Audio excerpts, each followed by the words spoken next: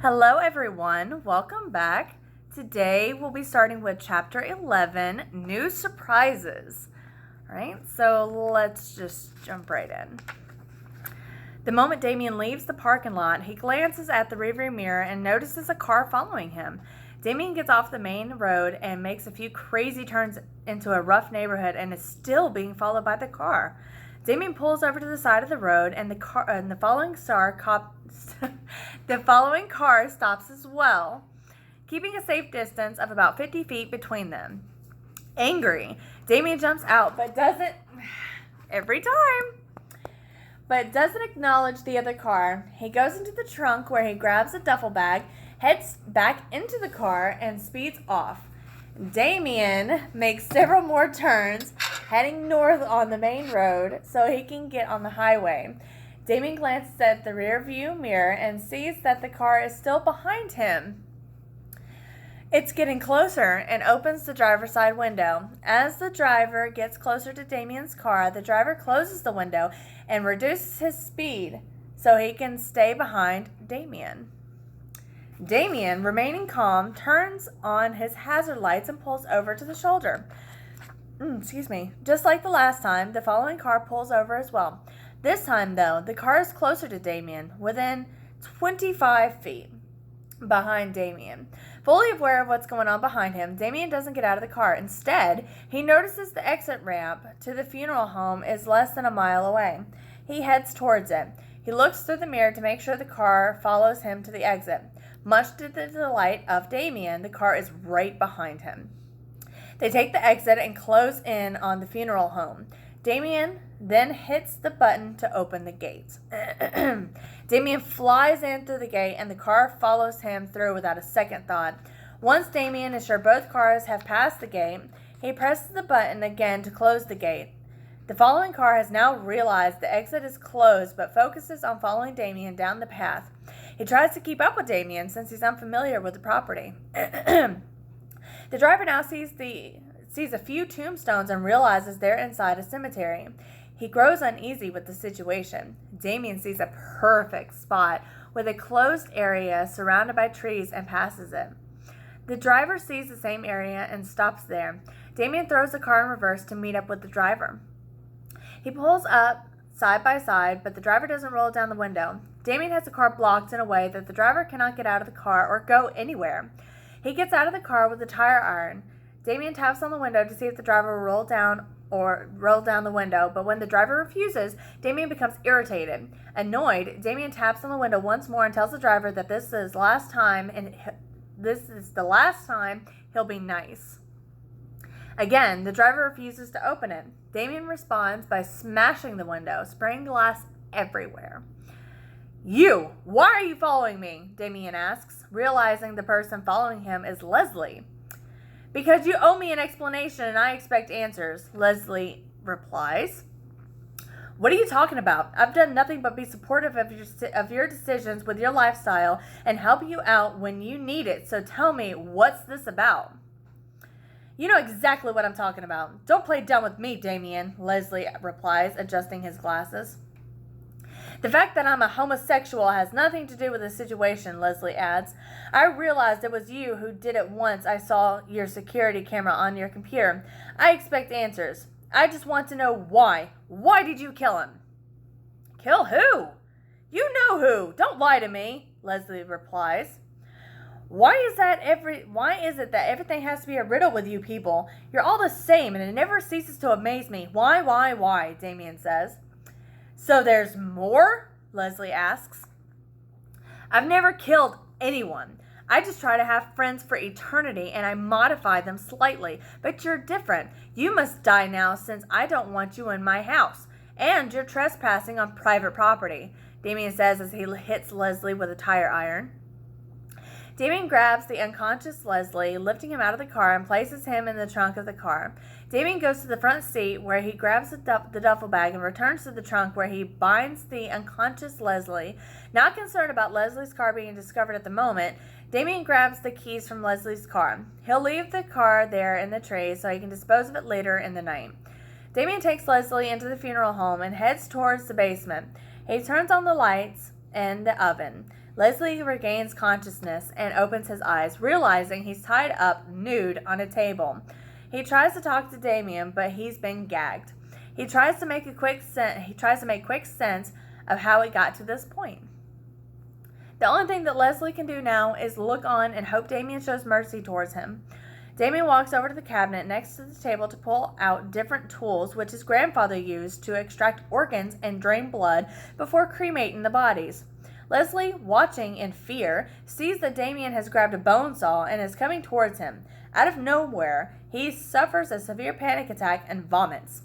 Since he's gagged, he chokes on his vomit. Damien chooses not to do anything as Leslie's life slowly fades in front of him. You see, boy, if you weren't such an asshole, if you weren't such a butthole, I would save you right now. Actually, I like you. You're a great employee, and you will be missed in the office. Damien places the bone saw on his shoulder and saws into his skin. Now, isn't this what you wanted? Damien asks as he goes deeper into the flesh. Don't die yet. Don't you die, Damien says, removing the gag, which allows Leslie to cough up the vomit. You see, you get to experience the modifications I apply to the people I abduct. But the only difference is, you won't live to talk to me or anyone else about it. Damien pours water into Leslie's mouth. You don't want to talk to me anymore. That's fine. I don't want to talk to you anyways. Damien gags him again. Damien grabs a scalpel, making a giant incision across his upper body and peels the skin to the sides. Leslie screams, but the noise is kept to a minimum thanks to the gag. Enjoying the pain and anguish on the face of Leslie and seeing the tears in his eyes, Damien is overtaken with pride. He looks at Leslie and wipes the tears from his eyes. He then runs the scalpel across his forehead and cuts out the right eye, throwing it into the oven. You hear that sizzle? Damien asks the gagged Leslie, sitting him up so he can look at the oven. That's going to be you in a few minutes. Your looks aren't going to get you out of this situation. You think your dark hair and green eyes are going to help you here? Well, I must say, that's a mistake. Then again, you're full of them today. It's a shame. I'm evolving into something different, thanks to my good friend at home, Damien adds before running the scalpel throughout his entire face.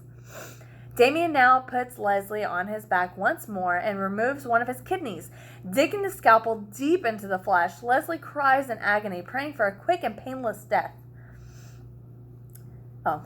Quick and less painful death.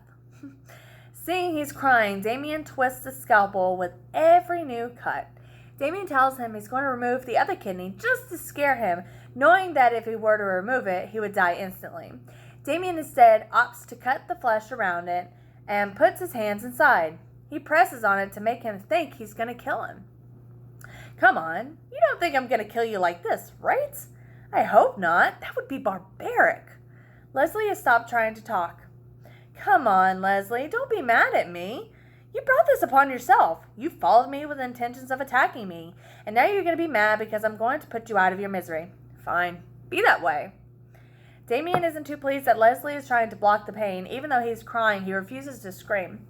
Damien looks on, thinking what to do next. Damien leaves the room for a minute to get a nail gun, and upon returning, he shoots Leslie several times in the open chest and arms. Damien sees that Leslie continues to cry and removes the gag, grabbing his tongue with a pair of pliers, pulling on it as hard as possible, trying to rip it out of his mouth. Leslie moans and whimpers. Tired of pulling, Damien grabs his scalpel to cut out the tongue and throws it in the oven, quickly turns into ashes after a few cracks and sizzles. You see, you thought there was nothing else I could do to you, Damien says as Leslie whimpers. You know, I think it's time to end this. Besides, I have some business at home that I need to tend to, and you've put me behind schedule. Damien grabs Leslie, who is trying to fight him off, causing him to fall to the floor. As he lands on the floor, the nails go deeper into his skin. Once on the floor, Damien attacks with some ground and pound until he stops moving. Damien grabs Leslie off the floor and puts one of his arms inside of the oven, causing him to scream. Trying to fight him off again with an adrenaline rush, Leslie has no such luck at this time as Damien throws him into the flesh-peeling oven. Leslie lets out several muffled screams while banging on the oven door to open it as he dies quickly and quite painfully. How would you like to be cooked? Damien asks, laughing. I can make you medium well, medium rare, or my personal favorite, crispy. I'm going to make you crispy. That way I don't have to bury you. I'll just get rid of the ashes by flushing them. You're nothing but a worthless piece of crap. Damien continues to watch until the body is cremated completely. He grabs the ashes from the oven, putting them in an urn, and takes it with him. Damien shuts everything off in the funeral home before heading to his car to dispose of the ashes. Damien drives a few miles down the road. He sees one of the local diners and decides to stop in. Damien gets out of the car and turns the corner when he sees the truck with a license plate from across the other side of the country. He heads into the diner so he can get a quick cup of coffee and looks for the owner of the truck. Hey, who owns the big trailer outside? Who wants to know? A man replies. Someone who is willing to pay top dollar for the answer with a little service with no questions asked. Well, son, that would be me, the man replies. Good, then step this way so we can have a talk. Sure thing, sir. By the way, the name is Earl, the man replies. Now, if you don't mind me asking, what does a man of your size need with a trucker? Earl asks. I can't dirty my hands. I can do it with other things, but not this. You, my friend, have that big frame of yours. What are you, 6'7", 6'9"? With that truck of yours, you can do just about everything. I'm 6'8", but you're not a little man either. 6'6"? That's an impressive size as well, Earl replies. They sit at a table at the far end corner of the diner where they discuss what Damien would like to happen with the ashes. Damien explains to Earl that these are his grandfather's ashes, and it was his grandfather's dying wish to have the ashes spread across the country. Earl says he can do that since he's heading that way, and as long as he doesn't have to make any special stops, he can handle doing this for him. Damien tells him that he has a strange request once he's across the country, though. He would like for Earl to flush the ashes instead of throwing them out the window. Earl, thinking it's a joke, laughs. Damien lets him know he's serious. He was a no-good piece of crap and deserves this fate. They agree on a $5,000 price tag for the service. At this point, Damien realizes he can use Earl's services to remove Leslie's car from the cemetery. They discuss the details while Damien informs him that the car is on a tight path near a bunch of trees. They agree on a fee of an extra $5,000, but Damien tells Earl that this car cannot be resold or disposed of in plain sight. Earl advises Damien not to worry. The car will be completely stripped and destroyed. Damien feels comfortable and tells him they will get it now so he can load the trailer and get rid of this headache. Excuse me. Damien pays for Earl's tab as they leave the diner and head towards the funeral home. Earl follows Damien, thinking of a way he can make more money since Damien doesn't have a problem dropping $10,000 for 2 little jobs. They get to the gate of the funeral home. Damien opens it, and they go into the property, taking Earl straight to the car. Man, that was a tight squeeze, Earl says. Well, thank God you're a professional and not some wannabe trucker. How did this car end up in here? If you don't mind me asking, Earl says. No, it's not a problem. Since we're working together now, I can tell you. At the end of the night, I was here with an employee looking to see what was needed in the funeral home when we noticed a drunk driver come in. He sped down the dirt road, thinking it was a main road, and he hit a tree. Once he noticed that he was lost, he smashed his window out of frustration. Crap. That guy must have been really drunk, Earl says. You have no idea. I'm just happy the police came and arrested him. I told the cops I was keeping the car here as I'm planning on reopening the old family business.